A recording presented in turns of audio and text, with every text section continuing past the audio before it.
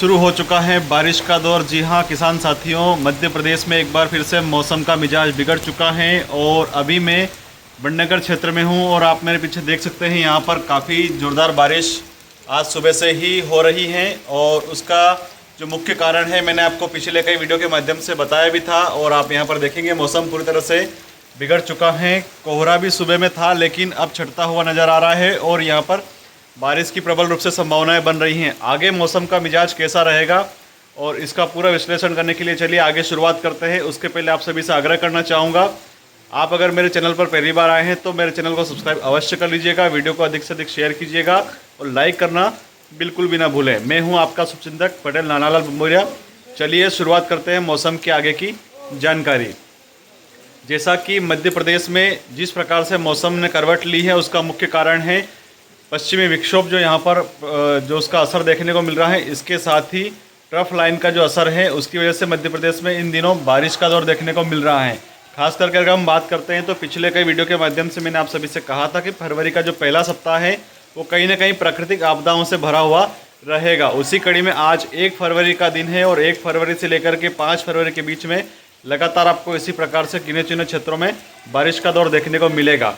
वो जो क्षेत्र प्रभावित क्षेत्र हैं उसमें अगर हम बात करते हैं तो खास करके भिंड, मुरैना, दतिया, ग्वालियर, शिवपुरी, बालाघाट, मंडला, छतरपुर, भोपाल, विदिशा, इंदौर, उज्जैन, धार, झाबुआ, रतलाम, मंदसौर, नीमच और खाचरोद, नागदा, बड़नगर, आलोट, बदनावर ऐसे क्षेत्र रहेंगे जहां पर लगभग 3 से 4 दिन तक आपको लगातार मौसम खराब रहेगा। और इसी बीच आपको यहाँ पर बारिश की भी प्रबल रूप से संभावनाएं देखने को मिलेगी। आज 1 फरवरी है और 1 फरवरी को ही सुबह से ही मौसम खराब हो चुका है। कल 31 जनवरी थी, 31 जनवरी को भी सुबह 5 बजे से लेकर के 8 बजे के बीच में कई स्थानों पर बारिश का दौर देखने को मिला है। किसान साथियों, आप सभी से आग्रह करना चाहूँगा, आप वर्तमान में अगर आप खेतीबाड़ी करते हैं और खुले में अगर कोई सी चीज़ अगर रखी हुई है तो उसको सही व्यवस्थित तरीके से रखें। इसके साथ ही अगर आप मंडियों में माल बेचने के लिए अगर जाते हैं तो निश्चित तौर पर या तो खुले में माल को नहीं रखें और रखना भी है तो फिर उसके अनुकूल आप पर्याप्त साधन लेकर के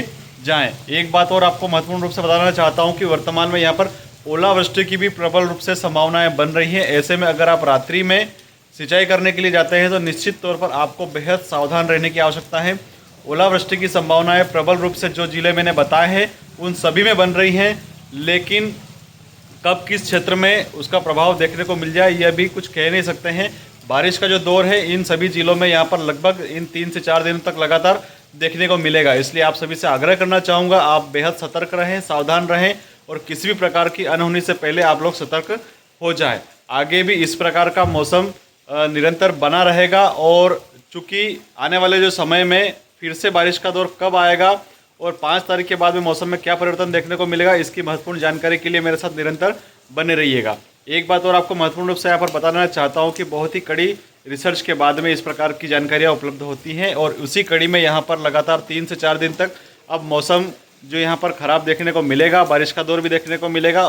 2-2, 3-3 सिस्टम यहाँ पर एक्टिव हो चुके हैं और जो जिले यहाँ पर छूट चुके हैं उनमें भी गिना चुना प्रभाव उससे सटे हुए क्षेत्रों में देखने को मिलेगा।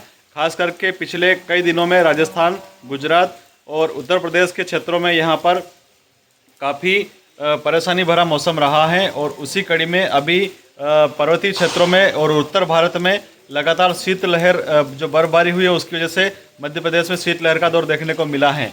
उस वजह से यहाँ पर अब मौसम में परिवर्तन होता हुआ दिखाई देगा और आप लोग बेहद सतर्क रहें, सावधान रहें और वीडियो को अधिक से अधिक शेयर कीजिएगा, लाइक कीजिएगा और बने रहिए मेरे साथ आगे की महत्वपूर्ण जानकारियों के लिए। जय हिंद, जय भारत।